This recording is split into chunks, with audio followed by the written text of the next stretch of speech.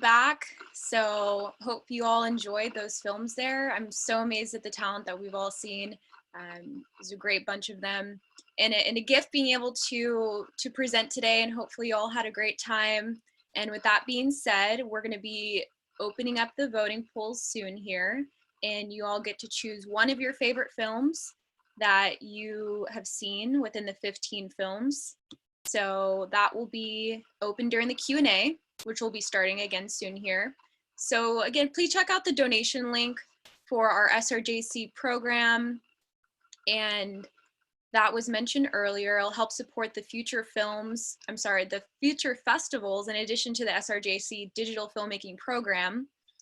And we'll be announcing the winners after the Q&A with the filmmakers. So the voting polls should pop up in your screen soon here. Again, only vote for one of your favorite films, and the choices are given above. So we'll give you guys some time to vote, and then we'll count up the votes for the films. We'll be announcing them shortly. So the poll is now live. Please pick your favorite film, and we'll be beginning the Q&A, and I'll toss that off to Brian. Thank you. Thanks, Mia. Hey, congratulations to all the filmmakers. It's just so impressive. I love that we're able to get a mixture of different schools. We have 5 schools, like we talked about in the opening here, and the films are just so strong. If any of you have ever tried to make a film, it's so challenging to make something that's not cliche and that's entertaining, and it's just a real, a very complex art form. So really nice work. I've gotten a number, if you're following the various Q&A threads or chat posts or on the Facebook page, a lot of people commenting about how entertaining and strong the playlist is. So that's really speaks to your skill and your commitment to the art. So want to get going. Not sure how this is going to work. We'll see how this plays out. But we're going to do it just like we did on the stage, on the stage last year and in the previous 11 years, where our filmmakers are up on stage and we're just having a conversation with them. So we're going to bounce it around. Tony's going to select the cameras of each filmmaker, and maybe we could go in the order that it was in the program, if that makes sense.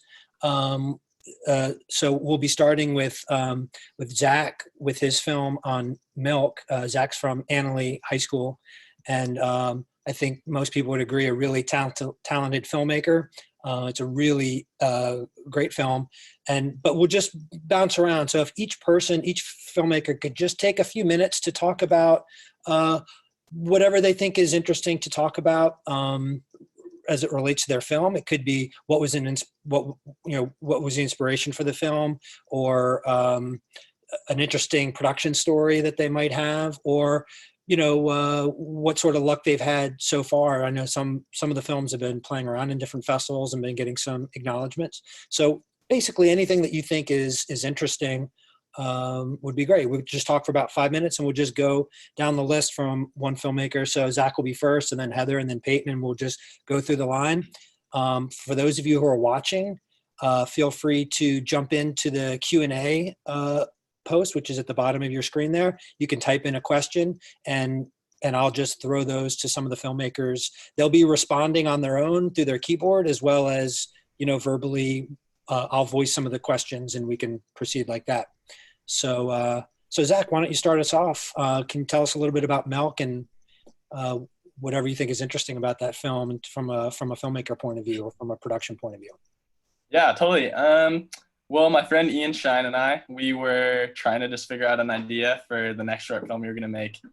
And it just so happened to be that the JC was having a film festival, so we figured we'd try something for that. And originally we just had this idea of like us communicating between our 2 houses.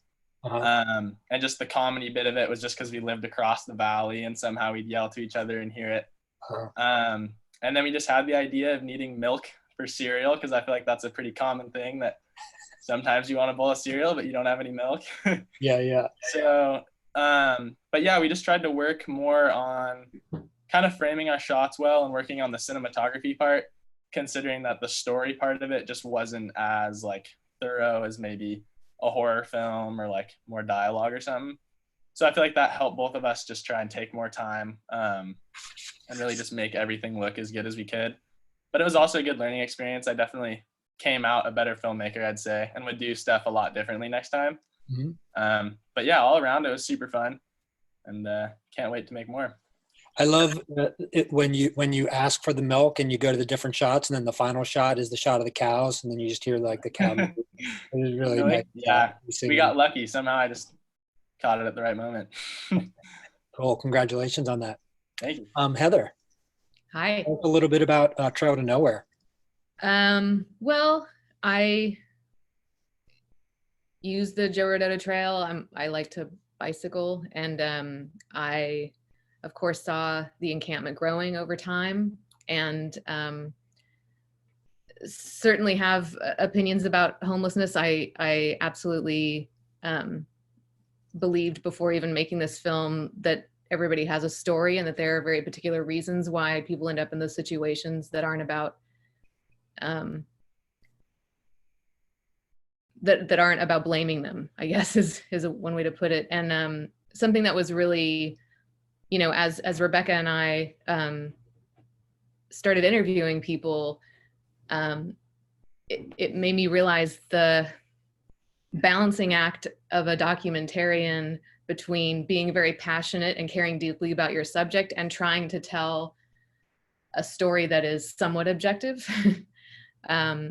So that's been a really powerful experience. And both Rebecca and I have gotten involved beyond the film with homeless organizations. And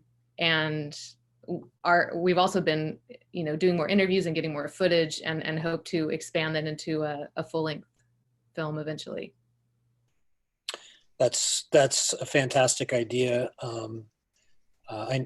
Both Heather and Rebecca started this in the J55 multimedia journalism class, and I think it was pretty clear to them once they got into it that it was such a rich and important topic. So I think it's great that you're pursuing it. You want to speak a little bit about some of the attention that your film has gotten?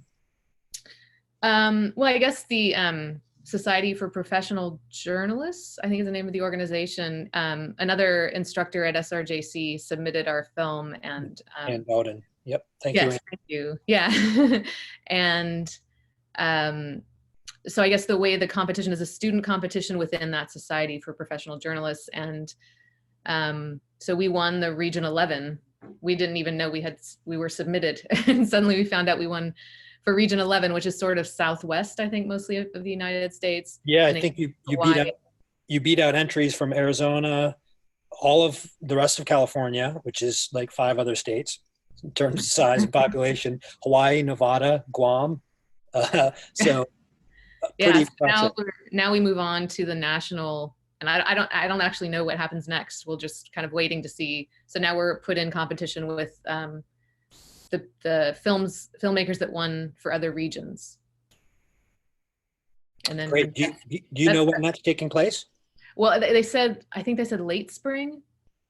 I don't know if Rebecca can speak, but they said late spring, I think. Okay, cool. I don't think she's promoted yet, but Tony can maybe try to get her going as we come around again. Another question. Hello, Rebecca. Okay, moving along to Peyton. Peyton and Brad, a creative, deadly force. You guys are back in the festival, having won last year and playing in the Film Fest Petaluma. Congratulations, you're back at it again. Tell us a little bit about Dirt. Well, I wrote it and directed it, and he did the cinematography and editing for it. We filmed it over a number of months. It was actually incredibly difficult to film. It was probably the biggest production we've ever done. We had a lot of people working with us, a lot of great crew, a lot of people dedicating a lot of time, a lot of late nights because we shot all at night. So we were shooting well into like 2, 3 a.m. in the morning sometimes. People were in makeup, full bloody makeup. So it was a lot of fun to shoot, but it was incredibly difficult from a producing standpoint. I never really took too much charge in terms of producing. This time was the first time I've ever done that. I got all the actors and did a lot of planning and scheduling and stuff. So that was incredibly difficult, having to do that as well as directing and making changes in the script and stuff. So that was fun. Yeah, I kind of wanted to talk a little bit about our influences too. This is very much in the vein of like the new wave of horror, like the stuff that like Ari Aster and Robert Eggers has done with The Lighthouse. The Lighthouse especially was very big inspiration when we were setting up the camera shots, kind of going for that abstract kind of discombobulating kind of feel. So yeah, we took a lot of inspiration from the new wave of horror going into this. Mm-hmm. Nice. Love those references. Have you seen the special features on The Lighthouse yet? No, I have not. I really want to see it though, because I love that film. I thought it was fantastic. You're gonna love those Yeah. features. Great. Alina, you want to talk about your film? Hello, can you hear me? Yeah. Okay. There with your actress as well. Well, this is Stephanie. She was playing Rachel in the film. This was our first film ever. The thing is, like, just a year ago, I was a theater, and just last year I took one filmmaking class, and I just wrote this script. It was something taken from some life experience of my friend. And well, my teacher told me that it's a really good script and you can just film it sometime. Well, in the next week, I just started looking for some people that would be interested on working on it with me. So, well, the hardest thing would like to, be involved in these kind of films, especially if you're not professional enough, because it's just difficult, even for me as a woman, to be in this, to play this kind of character that Stephanie played. Mm-hmm. But I think it was really important to talk about, because it happens all the time, and it's not, the film is not only about sexual abuse or something like that. It's also about awareness that sometimes you can be in a very comfortable space with some people around you and you will not even know that something is about to happen to you or somebody around you. Yeah, and well, the hardest thing was we had to film it in a real cafe because it happened at the cafe. So I wanted to have a real location, and well, we just had to film it in 3 days. That was the only time we could use, just 3 nights, and we shot it overnight just for 3 days. And yeah, it was pretty difficult, but we rehearsed a lot for it. Yeah. Yeah, it's really, I think you did a great job on capturing the kind of the uncomfortability of the moment without overly dramatizing it, or, it crosses the line in subtle ways throughout the film. And that's hard to convey, that those subtle cues. And I thought that you did that and captured that in a really powerful way. I also noticed that you have Rachel there and not the creepy actor guy there. And probably a smart choice. Yeah. Caden, you're coming from El Molino High School. You want to tell us a little bit about your short doc there, why seagoers hate the color purple? Yeah, I really enjoyed the piece. I got my inspiration from my science teacher, actually. So I think it was 2 years ago, my freshman year, I learned about how sea urchins were sort of, there's this new degradation of kelp forests by sea urchins. And I learned about the issue and what's causing it a little bit. And I wanted to learn more about it and share it with other audiences that might not know about it. And so the next year I went and I interviewed one of my friends who actually went to El Molino last year, who graduated, Aiden Angus Henry. he is the volunteer there. And so I interviewed him because he had like a lot more information than I did about it. Yeah, and other than that, the my dad's friend was the abalone diver who I got the other perspective on.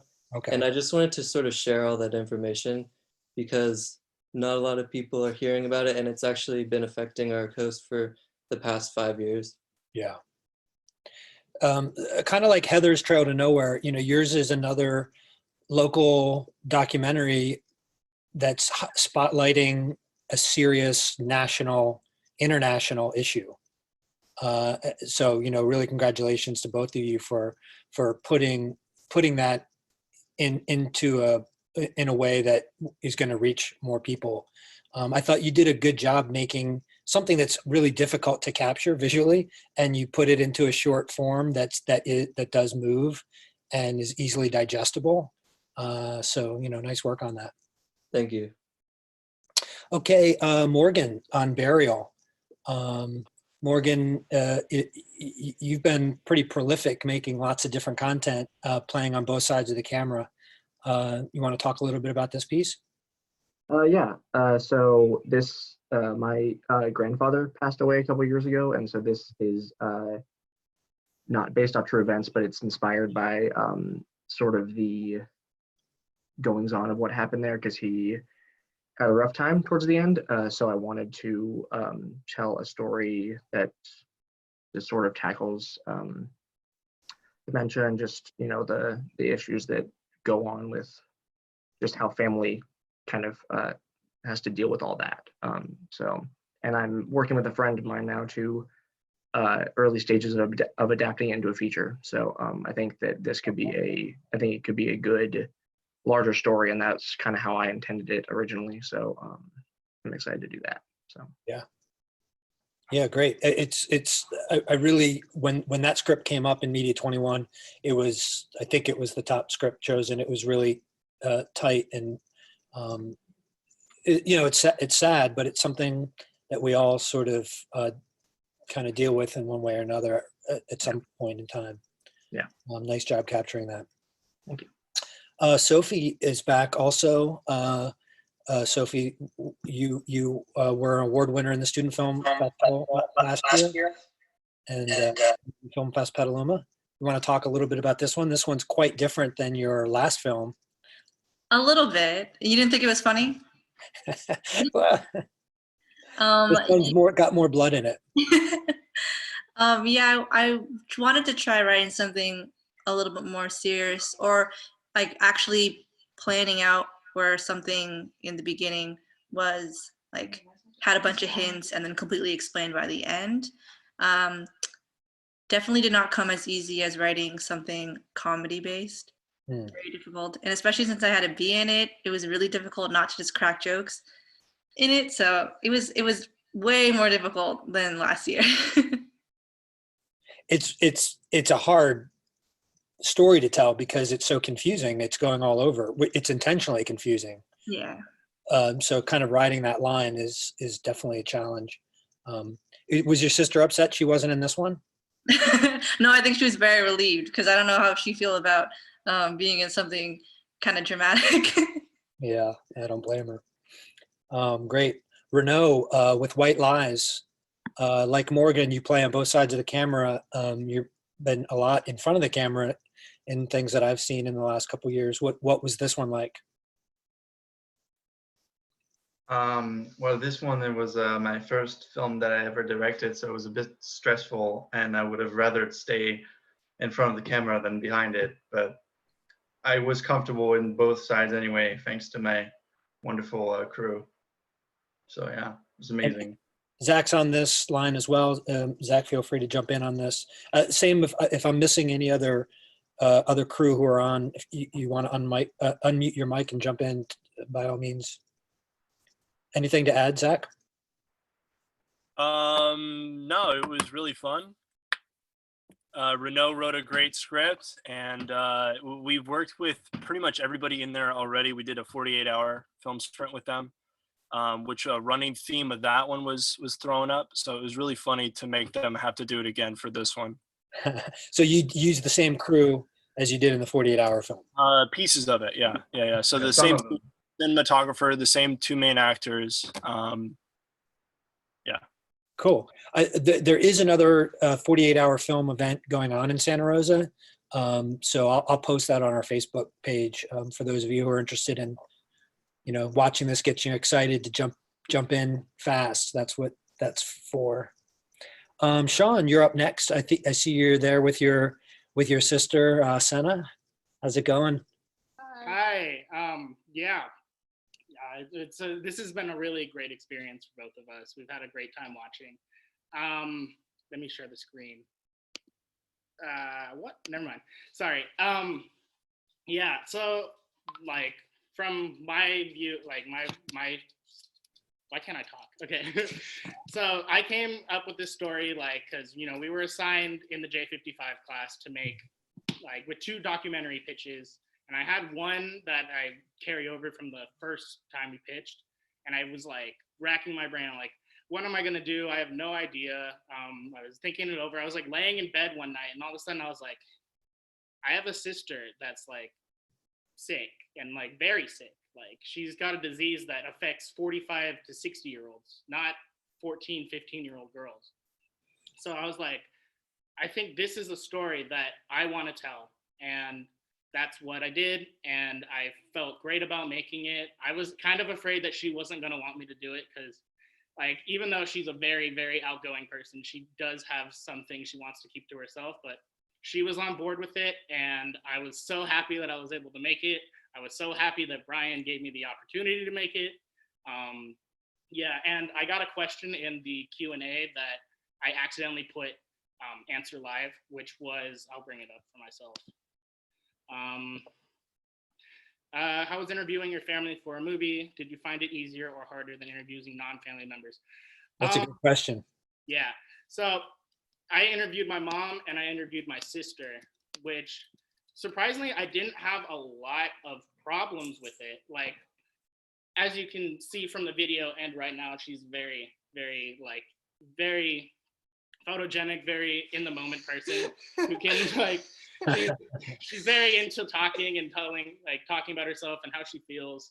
So she was a natural on it. My mom, she did very well. I asked her a lot more questions that I didn't end up bringing because she's had a lot of things that she's had to go through as well.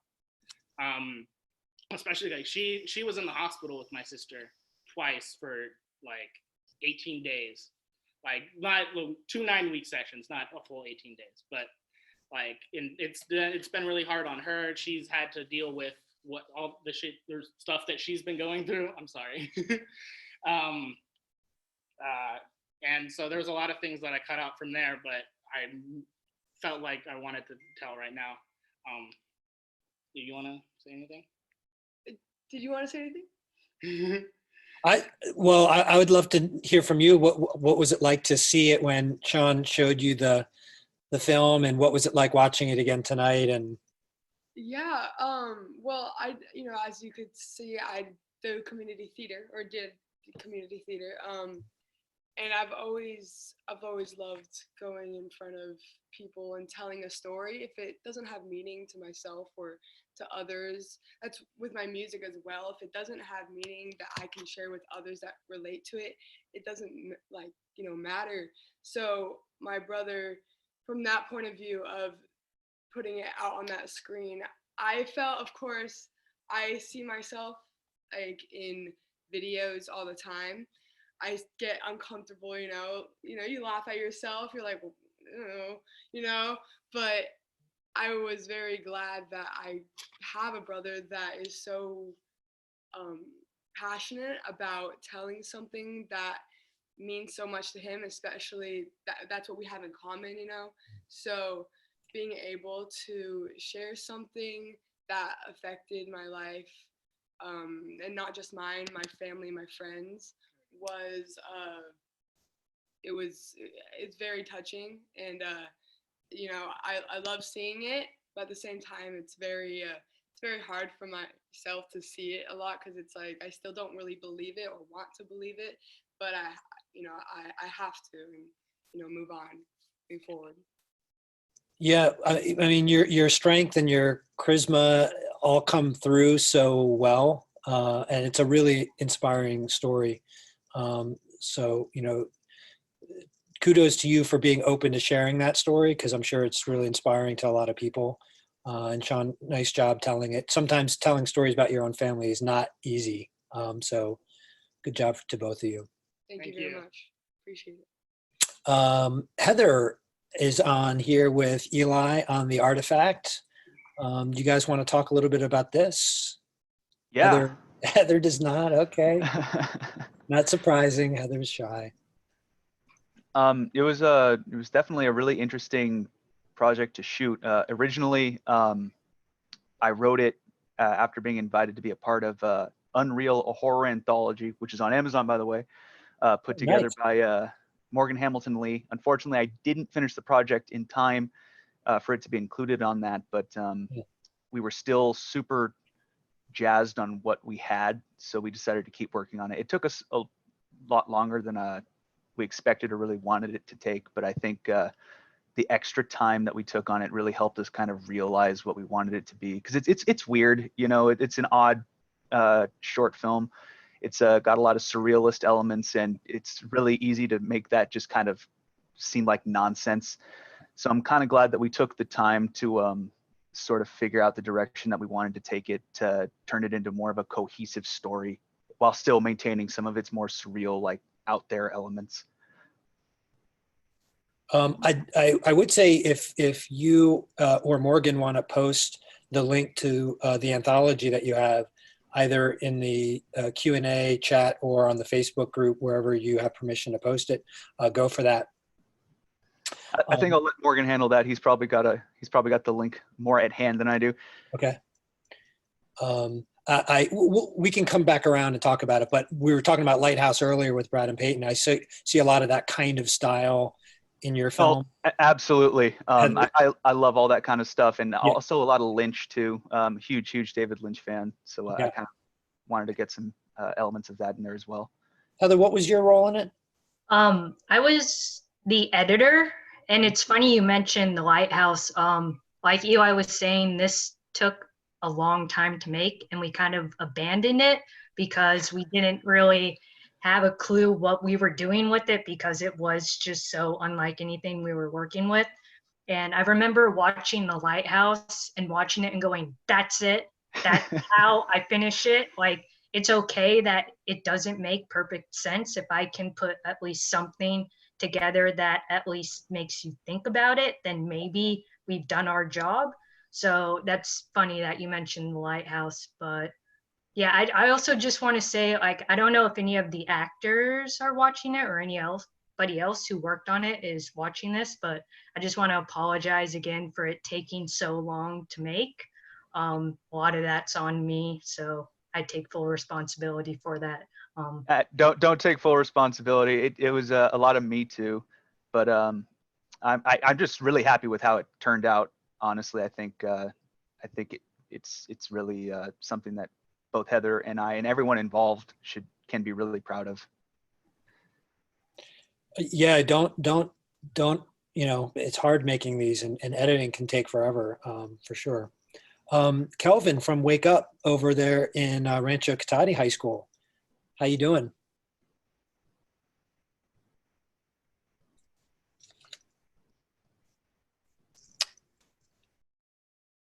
Yeah, I'm not hearing you.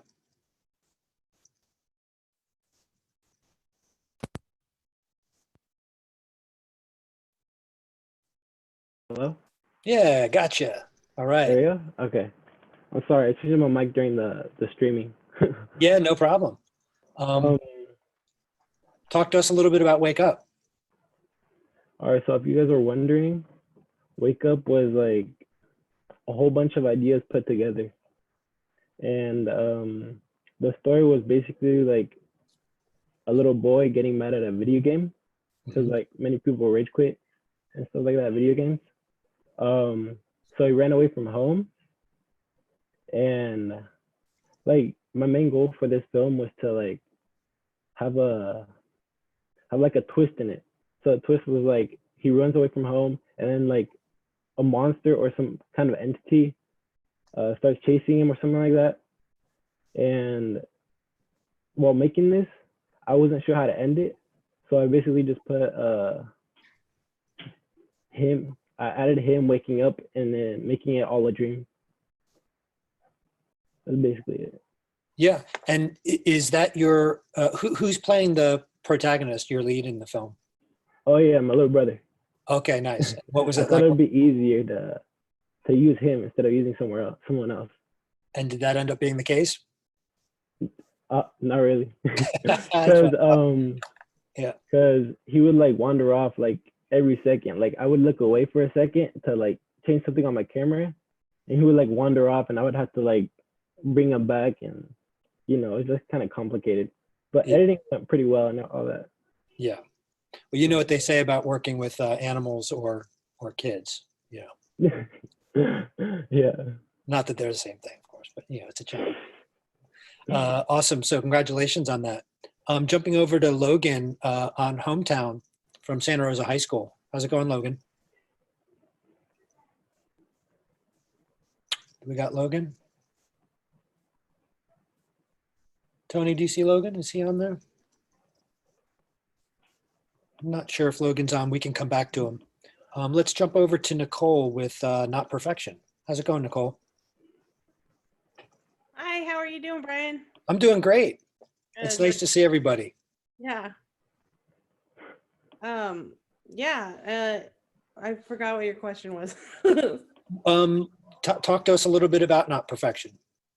Okay, so for me, I wrote and directed and edited the film. It was my first go around with anything in filmmaking, so I was definitely nervous but really excited and excited to be a part of everything, and really kind of get my hands dirty figuring out how to make it all work. The story's my own personal story of my lowest low and my addiction when I was using, and I got clean and actually just celebrated 11 years clean on March 30th. So, for me, it was really important to share addict stories, because I think it's really important to know that the people that we sometimes feel like can't change, it's everybody can change, so it works if you work it. Yeah. Is it when you watch this film, is it now that you've been away from it for a while, is it emotional for you to watch? I love it. I really felt proud of it, and proud of like my friends and family and the crew that worked with me. I was really proud of everybody because they really helped me feel like I got to tell my story the way I wanted to do it. And I feel kind of pretty honored to be able to make that all happen, and it's absolutely inspiring me to keep doing more and keep writing about, those kind of moments that are life-changing. So, yeah. It's really, I remember when you pitched the story in Media 20 and you pitched it as the opening scene when he gets that text message, kill yourself, and just the class was silent. It was just such a powerful moment for a journey story to zero in on.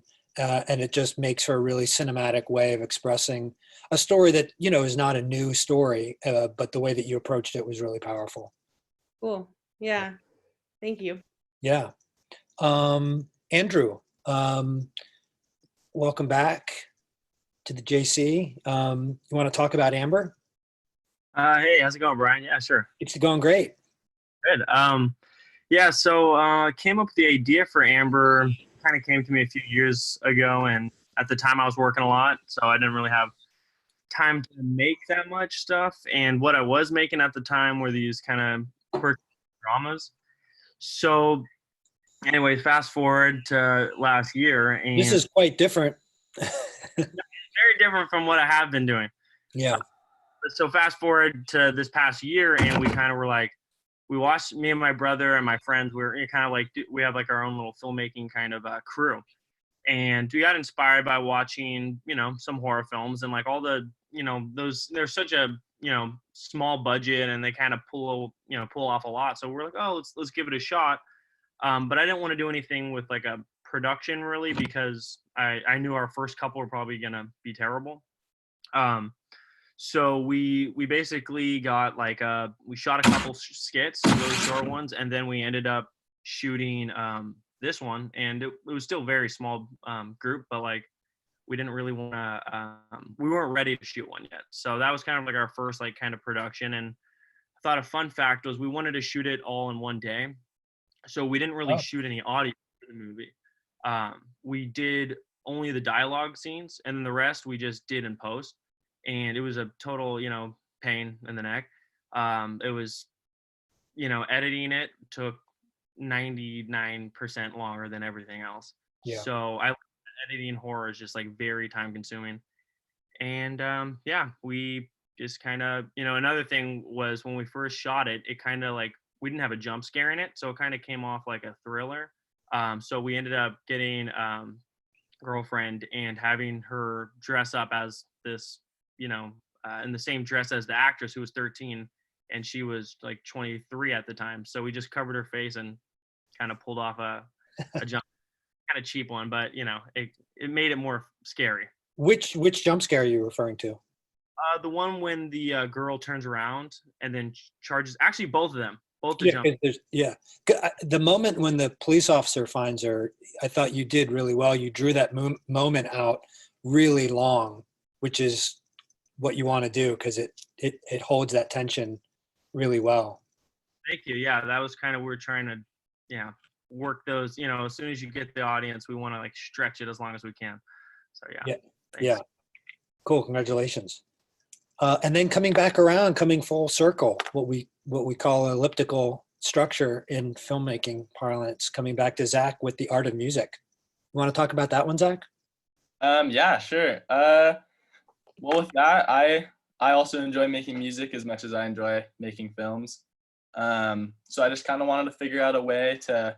Oh, I'm sorry, Zach. Can I interrupt you real quick? I forgot to mention this before. We're about to close the poll for the audience award. So if you haven't voted yet, we think that everyone's voted, but we're not 100% sure. So if you haven't voted yet, you can choose one film from the two polls. We couldn't put all 15 in one poll, so we had to split it up to two polls. So you can choose one film between two polls. You can put that in now, and Mia will announce the winner in just a minute. Okay, sorry, Zach. Keep going there. No worries. But yeah, I was just trying to figure out a way to combine making music and a film. And I didn't really want to do like a step-by-step or a how-to. So I tried to use some different, I guess, creative shots and stuff, like the stop motion animation. That was something super cool to try and figure out. And I've taken that to more recent projects and tried to figure that out. But yeah, it was fun. Did you start with the script first, or did you start with some of the animations and work to the script? How did you sort of? Yeah, I started with the full like dialogue script all written out, and then I basically just went through, and then each sentence that I wanted or to have like its own individual clip, then I made the shot list based on that and kind of just went after it over a couple months. But yeah. And about how long would you say it took to make that? It probably took me 2 or so months, because I definitely did most of it in like in my room near where I could edit. So I'd do a certain shot and then I'd put it into the editing software, see if it looked good, do it all over again. The stop motion stuff definitely took a long time. But I think it was worth it in the end. Yeah. It's really interesting. I like what you talk about in it, because the creative process is a strange, weird, mysterious process, and you really kind of explained it well, and then the way that you did the visuals that correspond with it was really fun to watch and interesting. Awesome, thank you. Yeah. Mia, do we want to announce the audience award at this point, or do you want to do that in a little bit? I've got plenty of questions. There's a lot of questions over here in the chat. And filmmakers, feel free to start responding to some of those if you want while we're while we keep talking, but we certainly have no time limit and we can keep bouncing questions. And I'd like to do another round through if people have time. But before that, do we want to announce the winner? Thank you, Brian. You can answer a few more questions to kind of wrap things up, and we can always answer more at the end, everybody. So if you want to address some of those, maybe like a couple more, we can announce the winners from the audience awards. Okay, cool. Zach, let me just throw it back to you. You want to talk a little bit about the program at Annalee High School? And yeah, anything about that? Just maybe give Randy a shout out. Totally. Yeah, Randy it's a super fun class. The different years, there's like the TV production program, which is like a live TV show with a studio and stuff. And that one's really fun. That one's really nerve-wracking. It's just in front of the live audience, you can't mess up, but it's fun because everybody can't mess up. It's kind of one big like communal effort for it. Yeah. And then this year it's the advanced video program with him.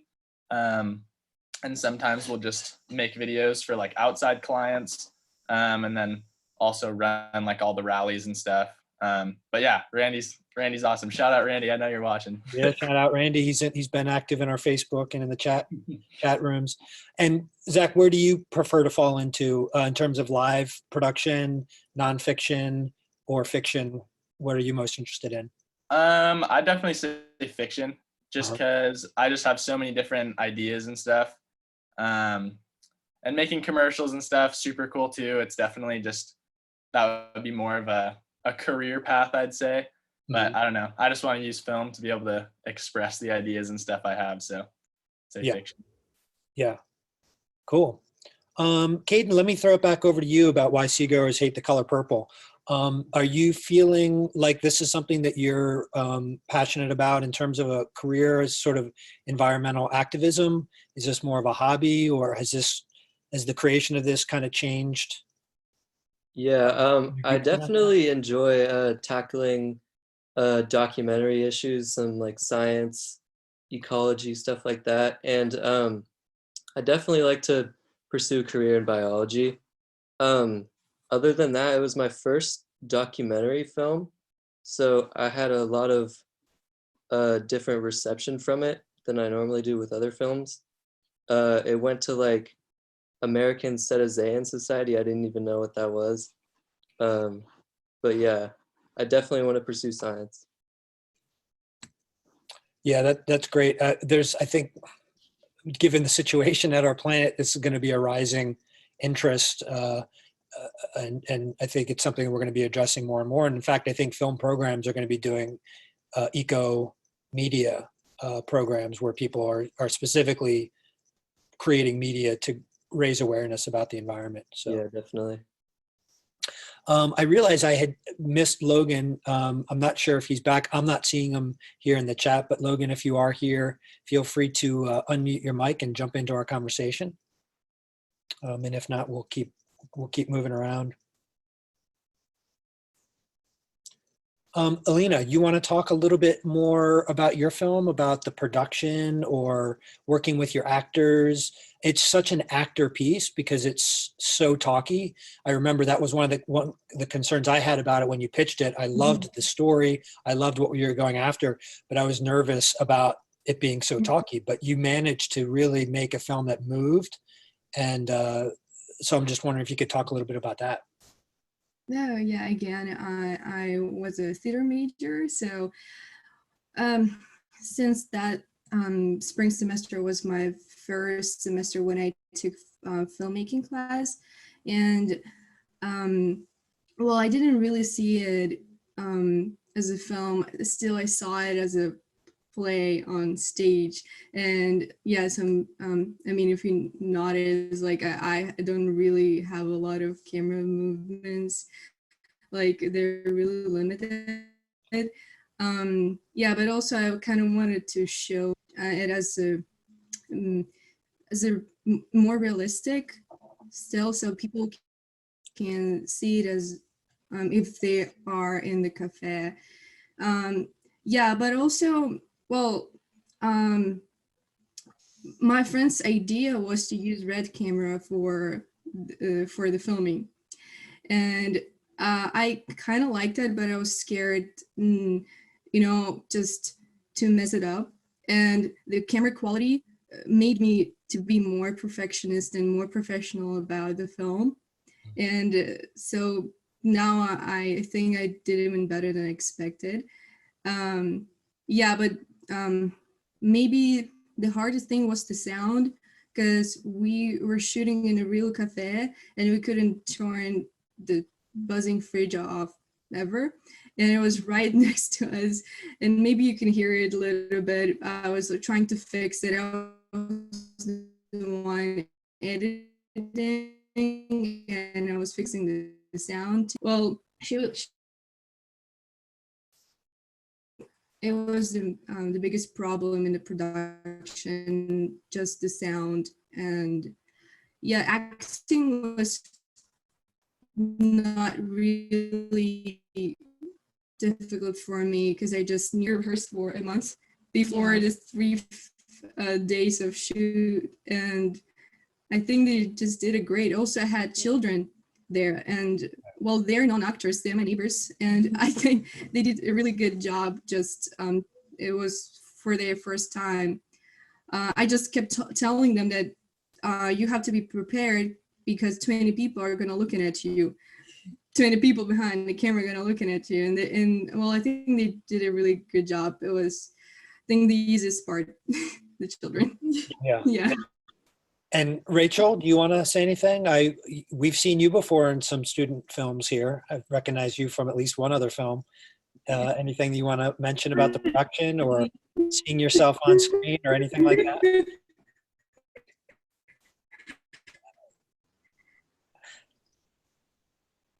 I mean, You don't have to, but well, I just want to thank Alina for allowing me to be part of this project with her, and her hard work, because she actually like motivated me more to become a better actor. So seeing her grow made me grow too along with her, and so yeah. She's actually my fourth Rachel, because I had 3 actresses before who couldn't commit to it. Yeah, I was actually gonna be the waitress for the role. And I was just, I just had to take that role. I'm like, okay, so I'll be the waitress. Yeah. That's funny. And Alina, it's interesting because you first started as an actress in Heather's film 2 years ago, which was also really strong film. And now you came in. So Rachel, I'm expecting you to jump into Media 20 next year and keep paying it forward. Yeah, she was the one who came up to me. I did take Media 20. No, I took Media 20, right? I don't know, Media 20 production? Yeah, there's 2. There's Media 20 and 21, right? And 21. Yeah.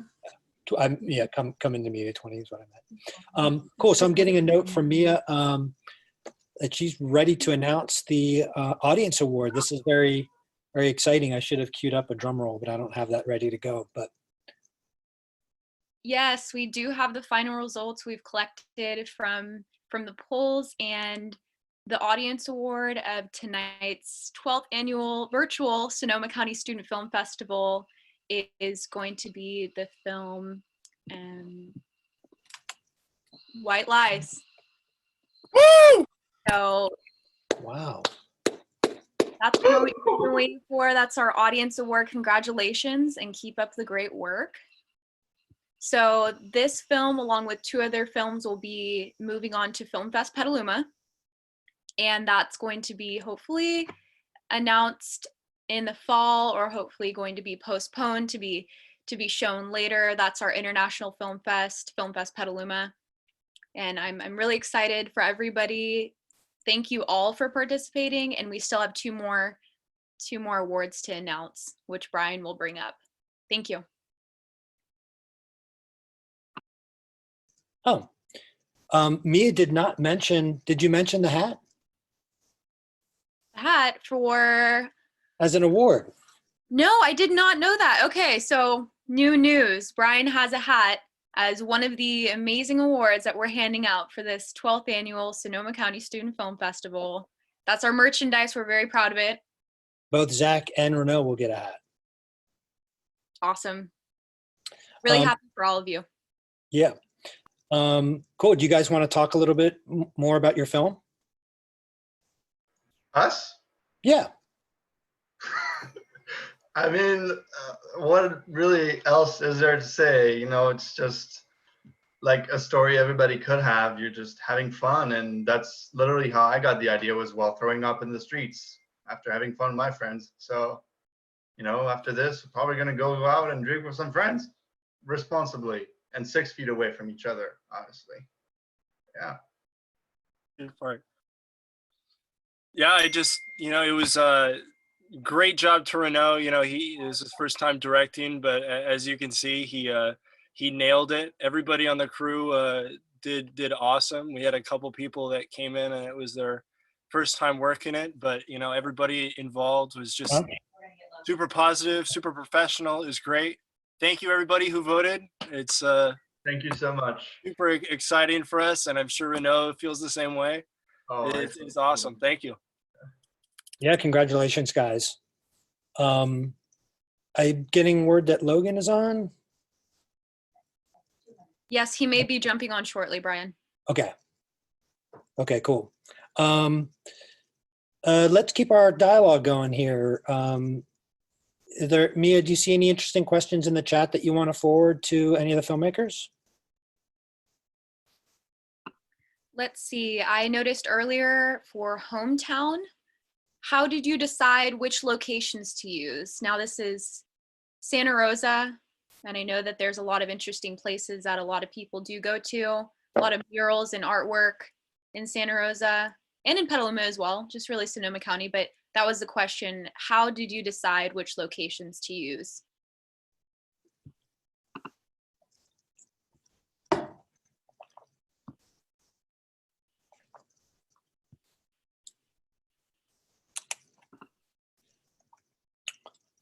Oh, that was to Logan, he's still trying to get on. Okay, sorry about that. No, it's okay. All right, so we'll move on. Next question we have for why seagoers hate the color purple. What first brought the subject of sea urchins to your attention? Why did you decide to make a film about it? I think we might have answered part of that. Is that correct? Yeah, it was mostly my biology teacher back in freshman year, and then I just sort of expanded on the issue, brought more attention to it the following year. Wonderful, great to hear. All right, another audience question to Zach Tracy. What was your inspiration for this film? Give me the most interesting story from set. So actually, Renaud, if you could hop in and help with the inspiration part, because he wrote it. Yeah, a bit of a confusing there, but obviously Zach helped a lot with this. The inspiration was, as I mentioned, I've been taught to just always keep like a little notebook or something to write on if an idea came to me like on the spot, because ideas usually come in and they leave right after. So funny enough, I did a trip to France to see my friends a couple of weeks back, and we got pretty wasted, and I didn't have a piece of paper, but I remembered because I feel like it would have been a great film, and it was. So that's the best story on set. Was just, you know, everybody was laughing, and even though we're still doing some really professional work, we always found the opportunity to like make a joke, have some laughs, and have a really I don't know how you say in English, like not stressful environment. And I think that was the best memory for me. Best story for me was all the alleyway shots. We filmed it in downtown Petaluma. And quick shout out to Grant, my brother, who did the cinematography. He got it great. He got the colors and stuff. But we had like a little crew, or not crew, we had like a small crowd of people that gathered up on top of the parking garage in Petaluma. And they watched us set up like this one shot for over 30 minutes. And as you guys all know, it takes a while to get things set up. So it was kind of funny. They didn't get to see anything actually be shot So that was, I had a good laugh at that. They saw nothing.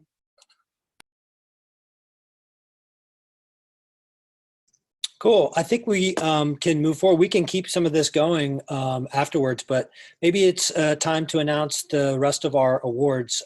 We have 2 more awards to announce for 2 more films. As Mia had mentioned in the opening, we have the Film Fest Petaluma, which normally would be the first Saturday in May. That had to get postponed.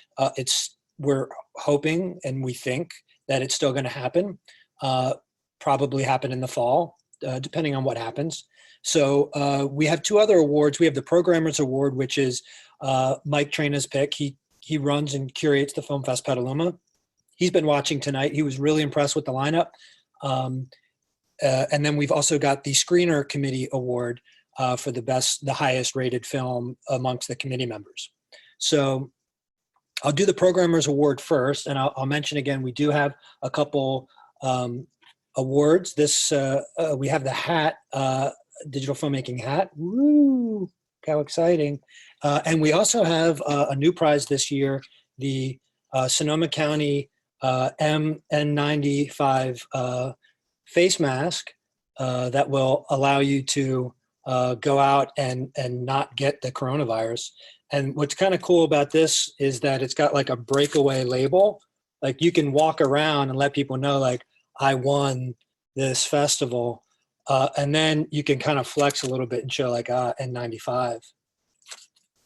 All right, so the winner of the Programmers Award is Heather Murray's Trail to Nowhere. All right, I had some applause lined up, but I missed it. All right, congratulations, Rebecca and Heather. Do you want to talk a little bit about a little more about your film? Rebecca, why don't you start off? We heard from Heather, and Heather, feel free to jump in, of course. Well, thank you. That's really great. It's an honor. And I'm looking forward to the mask because I don't have an N95. If anyone asks if you bought it on the dark web, you can just let them know you're from Sonoma County Fire Country and you've earned that mask. We have them stocked up. Seriously. Well, this has been, making this film with Heather was a really great experience. It was her idea initially, and I learned so much from the process, and being able to talk to these people who had such interesting stories to share. And like Heather mentioned, we've both gone on to do more work with the homeless and work with different organizations, and we're going to continue filming once the pandemic is over. I think that you guys have a good chance to get some funding for that, which is, for all of us, a challenge whenever you're trying to make a film, particularly a feature. Like, how do you finance it? Because it takes money. Unfortunately, we don't have funding for the arts in this country the way that most other countries have. So we have to be scrappy about where we get that. But your topic is so timely. It's coming up in the forefront politically, certainly in California as well as other states. So I think that you have a good chance to get that, which would be really wonderful. Heather, did you have anything else you wanted to add? Well, I think it made me realize how much I love documentary filmmaking. Like, nonfiction wasn't necessarily what I planned on doing, but this very experience and working with Rebecca has really been an inspiration to continue doing that. So we're talking about stories that we might be interested in pursuing in the future together. But yeah, just the experience of doing it, there's really no words to describe how amazing it was to interact with everyone who was featured in the film and other people who we haven't, who weren't in that film, but will be in the work we do in the future. And I'd like to add, I just loved working with Heather. So much fun together. And it seemed like we made a really good team. Like, we balanced each other out really well. Also, sorry. Yeah. I really can't say enough how, what a great teacher Brian is. Yes. Yes. Oh, stop. Oh yeah. Oh yeah. Yeah. It was a difficult project, and we were really, really good at kind of guiding us, but also letting us figure it out. Yeah. Well, I was nervous because you guys were very enthusiastic. You're like, we're going to go down. I was like, oh, be safe. But you guys were just great and very ambitious, which is fantastic. I'm getting a note here that Logan is here from Hometown.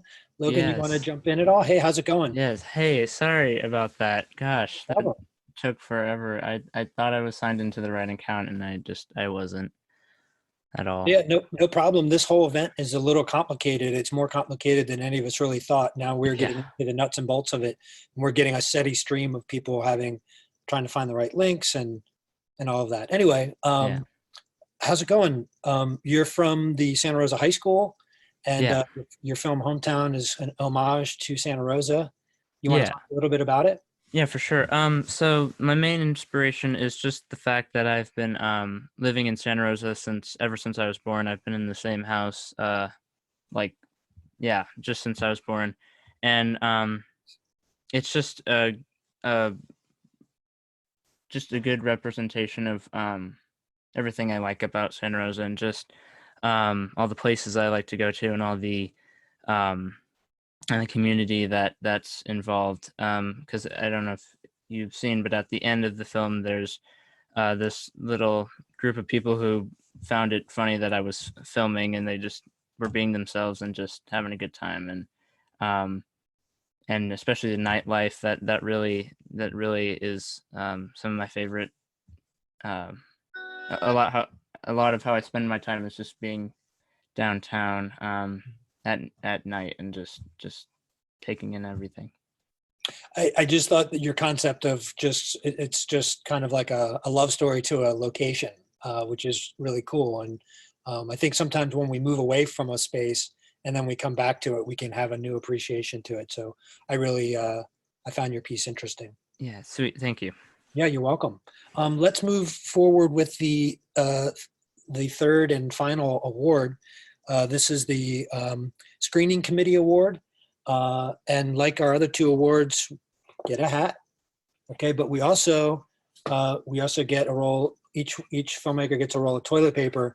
And this is autographed by each committee member. So as you use the toilet paper, you can think of various committee members. All right, the winner of the Screening Committee Toilet Paper Award goes to Zach Case, and there's a tie with Milk and your last film, The Art of Music. So both of your films will be moving forward into the Film Fest Petaluma, God willing, in the fall. Awesome. So congratulations, Zach. Nice work. Thank you. Pretty impressive when we were looking at when the committee met and we saw all the ratings of the films, and you not only are from a high school program, which is impressive, but then you won the top two awards. It's really great accomplishment. Yeah. Cool. Yeah. Anything further you want to say about either of those, or? Yeah, I had a good time making both of them. Definitely Milk was fun. Shout out to my friend Ian Shine. He couldn't make it tonight, but he was definitely just as much a part of that as I was. Mm-hmm. But yeah, came out a better filmmaker, I think. Hope to just make some more. Yeah. Are you excited about the toilet paper award? Definitely. Yeah. We're running low here, so I don't know what I was going to do. I mean, these things are going for a lot, even without the autographed portion. I could probably sell that for a good bit. I'm telling you. Okay, well, so that kind of wraps up the official portion of our event. I want to congratulate everyone for just a really strong lineup, like I'd mentioned before, the most competitive to date. And so the 15 of you really rose, or the 14 of you really rose to the top of that pool. I want to thank especially all the people that made this happen. There's a lot of people behind the scenes that are helping out. Tony's in here pushing out the show, Dakota and Mia, Deborah. So many thanks to all of you for making this happen. We wanted to do, normally if we were all in Ellis, we would go next door and have our reception where we would hang out and listen to music and eat and stuff. And that's not an option tonight. But what we thought we might try to do is just sort of have like a virtual talk space, similar, I guess, to what we're doing right now, but letting some of the attendees ask questions and jump in and kind of virtual VIP lounge with the filmmakers. So Mia, if you want to kind of take over, or I can jump in too, we can kind of both do it if you want, but you could just sort of read some things. Tony's going to elevate people who are attendees who might have questions. If you raise your hand, which I think is a button at the bottom of the screen, if you press the raise hand button, Tony will elevate you so that you can speak. And then Mia, maybe you could facilitate some of that a little bit and just keep our conversation going for whatever, as long as we want. Sure, I'd love to. Thanks, Brian. Yeah. I want to thank you all for attending. I know that when we started, we were at about a couple hundred people. So there were a lot of viewers there for a second and still now holding on. So, you know, I'm really glad that we were able to make this happen despite the conditions that we're in. It took about 5 months by now, all the work that's put into the festival, and Dakota McGranahan joined us in February. So they were able to catch up with the workflow, and normally we would have like a little bit larger of a team trying to work on everything. But it's been really interesting trying to see how we make it work this year, because it's different every year. And I've noticed that. I was involved with the festival as a coordinator in Dakota's position last year, working with Kayla Bowler as she was directing it. So I got to learn a lot of great things, and hopefully you guys did as well. I'm really glad that all of our filmmakers are able to join, in addition to their families and friends, peers, co-workers. So this is a community event, and anybody who is able to watch. So we were able to really make this more accessible for anybody who wanted to join. And I'm really happy about this. I think this might create better opportunities for us to move into the future, hopefully. So we might be able to do that. And I hope you all enjoyed. Thank you. And like Brian said, you can still stick around with us and ask us any questions. Me as the director, Dakota, Brian. I know that Tony's behind the scenes. So she was the technical director, I guess you could say, of this. The filmmakers will still stick around for a little bit. So any of you still viewing are able to ask us questions. And I'll facilitate that raising hand feature if anybody wants to join us, if you'd like to have me do that. While Mia's looking over that to see if anyone's raising their hands or any of the questions, I will just add that I'm always looking to make life more complicated. And next year, hoping, you know, maybe when we are in Ellis, again, God willing, we'll be in there for the 13th annual. It'd be cool to be able to do a live stream of the event from Ellis so that people who are not local can do that. I know, Heather, you worked on the show behind the scenes last year. We've got cameras in Ellis. We can shoot it and broadcast it. So hoping that if some of you are out and about, not in Sonoma next year at this time, you can still tune in, hopefully virtually, through our Facebook page or YouTube channel, or however we can figure out how to stream it out. All right, Brian, I see a few questions in the Q&A that we could probably bring people into, or at least I also answer. see that Miles is raising his hand. Miles Levin, a veteran filmmaker, no stranger to this festival. Tony, you able to elevate Miles so that he can speak? Hello. Hey, Miles.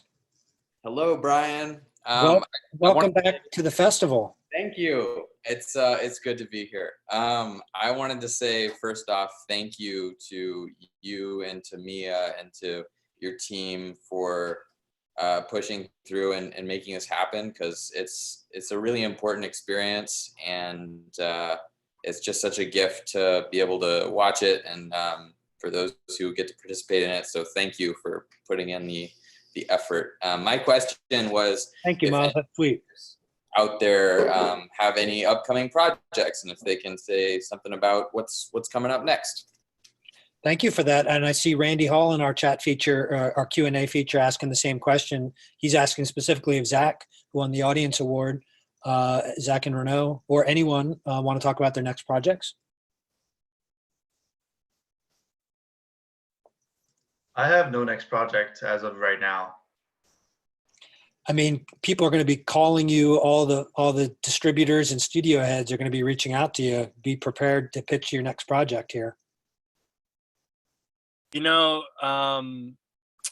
we had plans to do a couple films, even with other people that turned in some projects here. But with the coronavirus, it's kind of up in the air. So hopefully things will get back to normal and we can get back to shooting and producing. But yeah, it's kind of on a hiatus right now, I guess. Yeah. Zach, I don't want to alarm you, but there's someone behind you. So just be, yeah. That's cool. He's security. So we're all good. We're safe. And yeah, he keeps the germs away. Brian, it looks like we have a guest, Emily Schofield, who wants to ask a question. Cool. Welcome, Hi. Emily.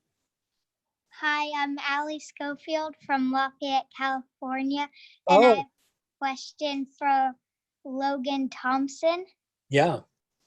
How long did it take you to make your video, and what's your favorite part of downtown? Thank you, Allie. So it took me about three to 4 weeks, because that's how much time they give us at the ArtQuest video arts class. But yeah, I think my favorite part downtown is just anything in the night, especially the mall or just the courtyard area. I think that's a really just so many great locations downtown, I think. Allie, that's great that you're watching from outside the area. Thanks for tuning in. Wonderful. So we have a question next from Brandon, and then next up is Lucas. We'll pick on Brandon first. Hey, I was just wondering about, this is for Trail to Nowhere. I was wondering if you had any more plans to document other people's stories and how that is going. Yes. I don't know if my mic, okay. Yeah, Heather and I are going to expand on it and interview more people once the pandemic's over and we can get out there and film. One thing that has struck me working on this initial project is kind of how many different versions or stages of homelessness there are. And so one of the things that we've been talking about doing is talking with people who are a paycheck away, or that aren't necessarily in the condition of those that we interviewed for the initial film, but considering the complexity of being near homeless or being homeless in different ways, like maybe living in your car. There are so many different ways that people, that homelessness is like this umbrella term, and I don't know that people always think about all of the different ways that someone is in or near that situation. Thank you, Heather. Now we have Lucas McCormick, who wants to ask a question. Hi, my question, well, first of all, I want to just say congratulations to everyone for making just such wonderful films. I got to participate in this a couple of years ago, and it was an incredible experience, and it's just really cool to see what everyone's doing this year. I really Lucas, good to hear from you. Yeah, appreciated all the horror shorts and stuff as well. I basically, very simple, very silly question is, what is everyone doing during COVID? I hope you're staying safe, but what are you guys doing to stay sane in this time? Jogging. And does this question want to go out to all filmmakers? Brian, do you want to call on the filmmakers individually? Or just anybody who wants to answer? Yeah, I could do that, or anyone who wants to talk about that, you can unmute and talk. Kind of a related question, I was thinking the same thing, Lucas, is the current situation going to be a part in Trail to Nowhere moving forward? Is that going to, because it is a big issue, but you can talk about it, or anyone can really talk about Lucas's question. Well, it is a little tricky to film right now, but COVID-19 has had a huge impact on the homeless community because so many volunteers are elderly, and shelters, soup kitchens have lost their volunteers, and also they're closing down some of the facilities where they serve food because they can't have people congregating to serve them. So they're everyone's running around trying to find other solutions right now. And they're really looking for volunteers who can help distribute food, bring food to people where they are. So that's one thing that's going on. And the county has really had to scramble, as have the various nonprofit organizations who serve the homeless. Yeah. Anyone else want to talk about that? I've been just trying to stay creatively busy and not get bored. I've been editing and writing every day, and I've just been like trying to work with people and I came up with a little isolation project for people who are sitting around. And so I've been trying to stay artsy as much as possible because that's all I can do. Morgan has been super active, and I appreciate, he's put things on Facebook like, hey, what are you doing? What's going on? And that's one of the things that I was thinking of when you first asked that question is how many artists are kind of creating online collaborative artworks of different sorts. And I'm sure a lot of people have participated in those, but artists have been a really amazing part of this experience and really generous. Yeah, it's been a lot of fun. I've been trying personally to write music when I can.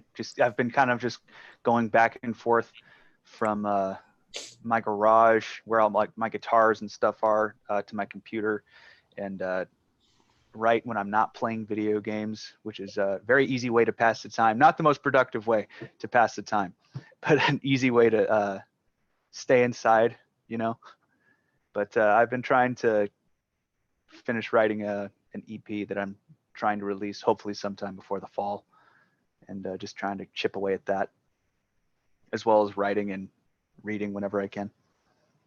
It's a good time for that. I mean, I think one of the biggest blocks to creativity is distractions, and we're kind of being forced to be at home, and that's kind of an opportunity that we don't usually get. So as artists, I think we can do exactly what you all are talking about and try to take advantage of that by going sort of more inward in our thoughts and try to unplug a little bit more and tap into what we're thinking and feeling more.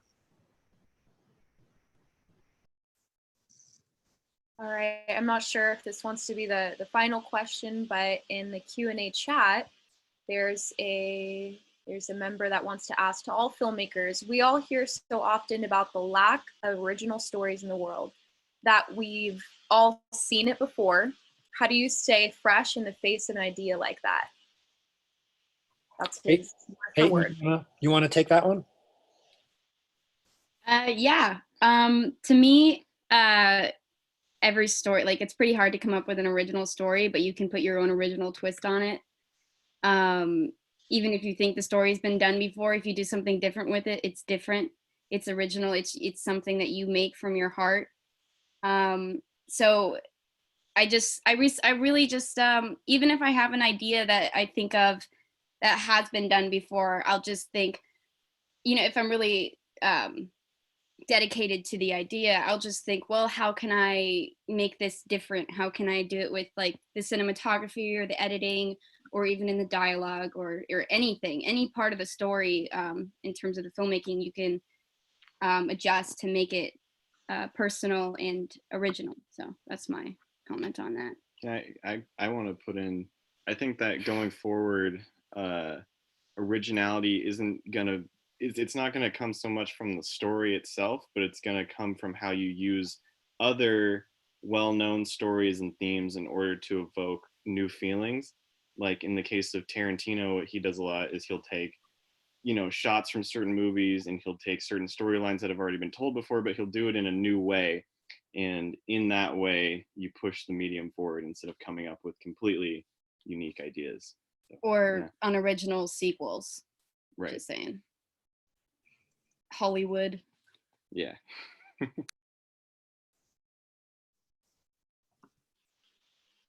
Anybody want to ask or answer the question? Andrew, what do you think on that question? Some of your films have all been very different from each other. How are you finding original ideas? Well, Brian, kind of what we've been doing lately is, I mean, I agree totally with what Peyton and you guys said about, like, I think like basically everything's been kind of done before you can say that, but like, you know, if you shoot with a limited budget and you try to shoot a Star Wars, right, it's going to look totally different. It's going to be totally different. So I think like no matter what you do, it's going to end up differently and it's going to end up original in its own way. But what we've been kind of doing with the whole horror thing is like, we'll try to come up with like a short film idea and be like, well, could this be like a full-length film? And like maybe like the dream is to, you know, get people to like the short film and want to see more, you know, and maybe shoot something large. But we'll just pretty much just talk through it. Like me, my brothers, my friends, we'll just throw out some ideas, kind of work through them. Most of them are terrible, but that's, you know, that's the process. And yeah, we just gotta like have a, like when, you know, whenever you get an idea, you just write it down, and a lot of times we'll look up the idea, I think it's amazing. There's been like 100 movies about it, so you're like, oh shit. So, but yeah, we just, you know, keep it going. I think Sophie's losing her mind. See that.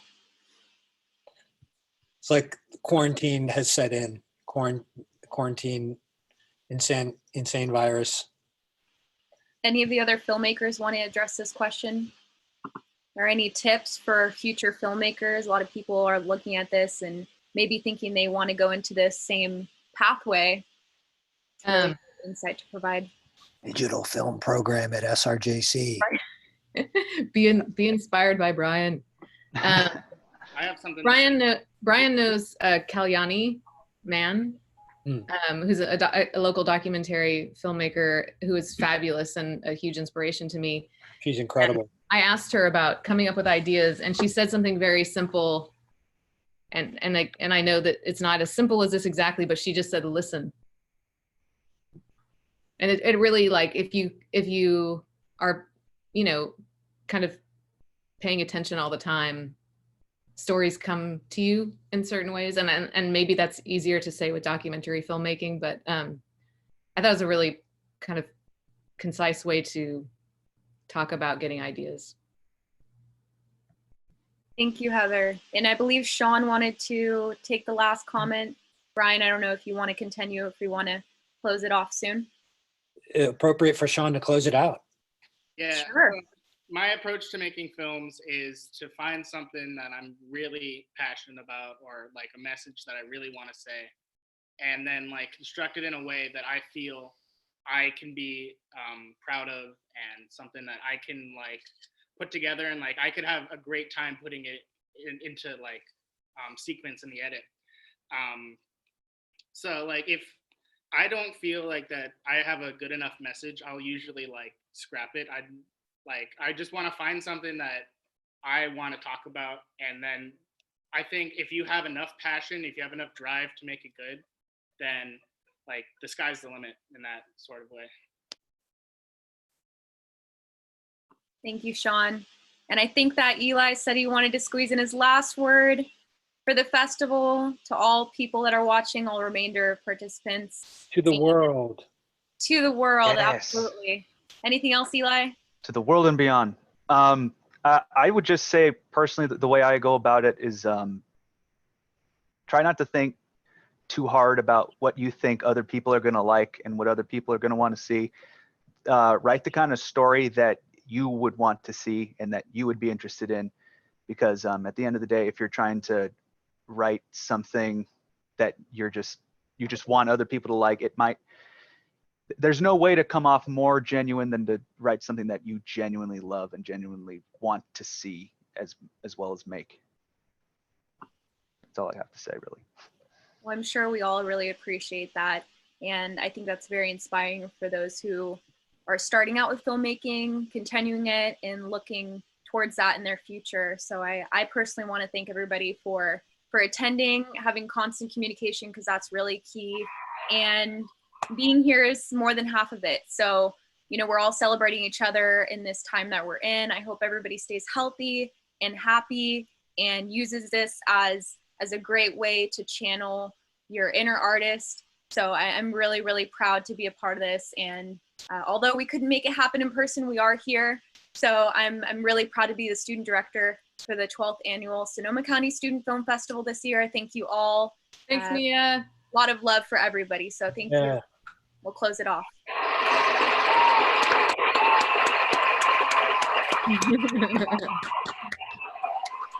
Round of applause. All right. Do you have any final words, Brian? No, you said it, Mia. Thank you. Thank you, everyone. It's great to see everybody. And I look forward to seeing some of you in class, others maybe in future film festivals or in our program. Thanks for joining us. You guys are fantastic. Stay safe, everybody. Thanks all who came. That was awesome, baby. Congratulations. Thank you, guys. It was a really good experience. Yeah, thank you, guys. That worked out great.